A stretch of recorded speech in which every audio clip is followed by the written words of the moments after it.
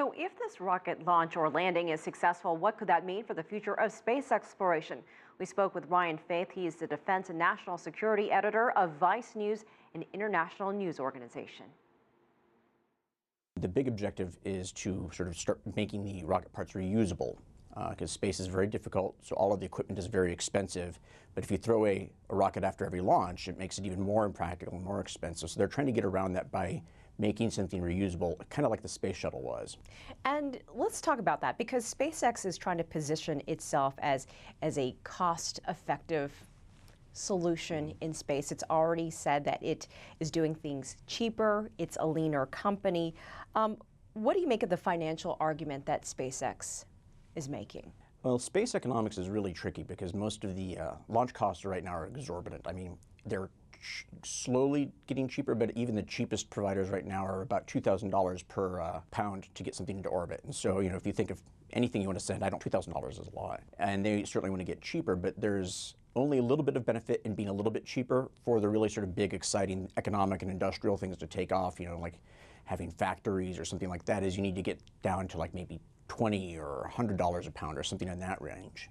And there's a long way to go on that. But the first big step is just making sure that you don't throw away the rocket after each use. Space is very big, but whether or not it's big enough to allow everybody basically depends on getting more people on board and getting the prices down. So if SpaceX is successful in this, and then the market opens up and it just breaks open, then there's certainly enough business for everybody. So there's sort of an odd relationship there. In terms of where it sort of fits in, it's a commercial launch company, in a very pure sense. A lot like the Europeans, relatively close to that.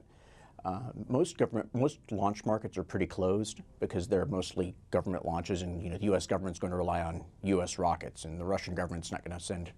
We're not going to send our spy satellites to launch on Russian rockets, and vice versa. So what SpaceX is doing has predominantly been so far in the commercial market for telecommunications and things like this.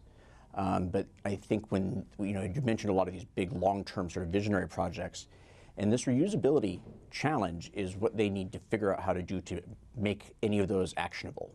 And if they can get this part figured out, that stuff is still incredibly difficult, but it's not absolutely impossible. It's starting to open the window a little bit and just starting to create a little bit of room for progress.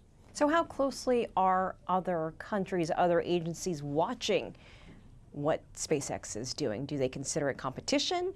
Will they take some ideas? If everything breaks SpaceX's way, it will be a bit of a surprise, because people have been launching rockets, for 60 some odd years. So rockets, there's not a lot of new things to do with rockets, but it's the leaner organizational things. Do those really pan out? Can the reusability technology be made to work? Can that pan out?